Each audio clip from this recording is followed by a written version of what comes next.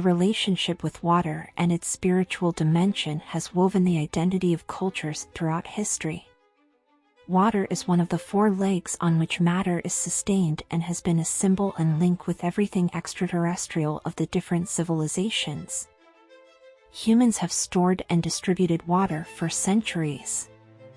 At the time when man was a hunter and gatherer, the water used for drinking was river water. When human settlements occurred continuously, they always occurred near lakes and rivers. Water has a strong symbolism and a sacred dimension in cultures from various dimensions and meanings of human life. In all religions and spiritual traditions, water has a rich meaning that goes beyond its material reality. Water fundamentally symbolizes life. But what is water? We can last up to 6 weeks without food, but we cannot go more than a week without water. Water is a substance that is made up of 2 hydrogen atoms and 1 oxygen atom, H2O, and can be found in a solid, gaseous, and liquid state. The characteristics of the water can be chemical, physical, or biological, and depending on the content, it can be classified into different types: fresh, salty, soft, hard water. In addition, color, turbidity, and conductivity characteristics are used as water quality parameters. Water is the most abundant substance on the planet and the only one found in the atmosphere in liquid, solid, and gaseous states. 97% is water that belongs to the oceans, and the rest is fresh water. Fresh water is also present in aquifers and permafrost, lakes, reservoirs, rivers, soil moisture, atmospheric vapor, and the water contained in living things. Although not all of it is available, much of it remains forever frozen, forming the polar and ice caps.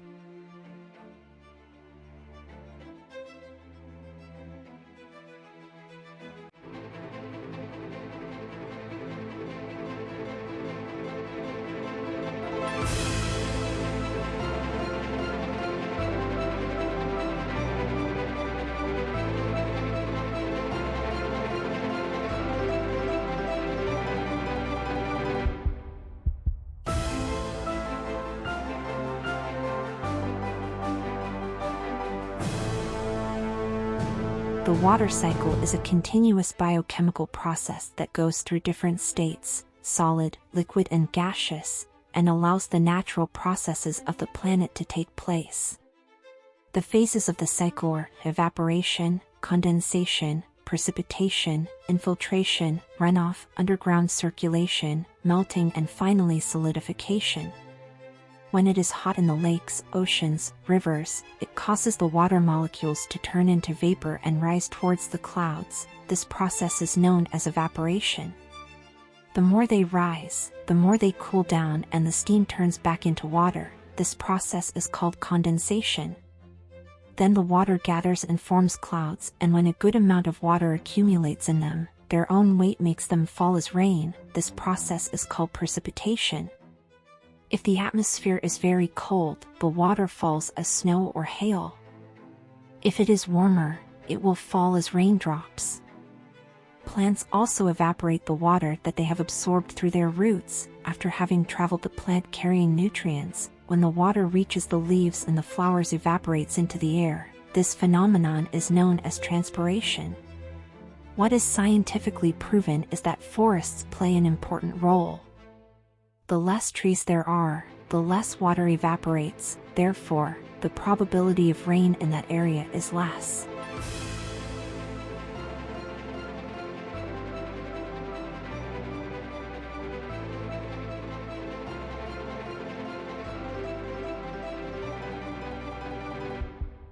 The human being is composed of 60% to 70% water.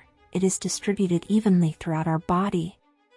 For example, between 80% and 90% of the blood is water, and our brain is made up of 85%.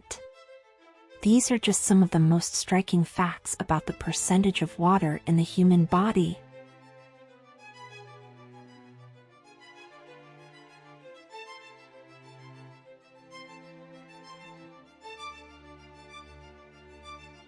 Drinking water is a finite resource, it can be depleted, and if it is poorly managed it is reduced even more quickly.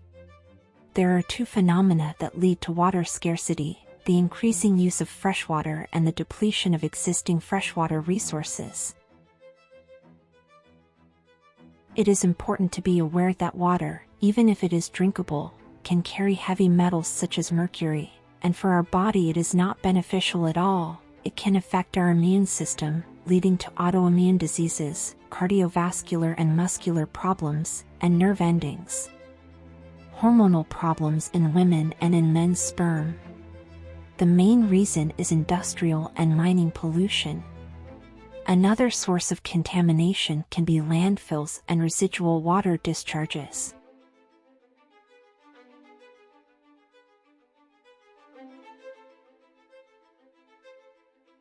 It is very sad that such a necessary and vital resource for living beings has to be affected.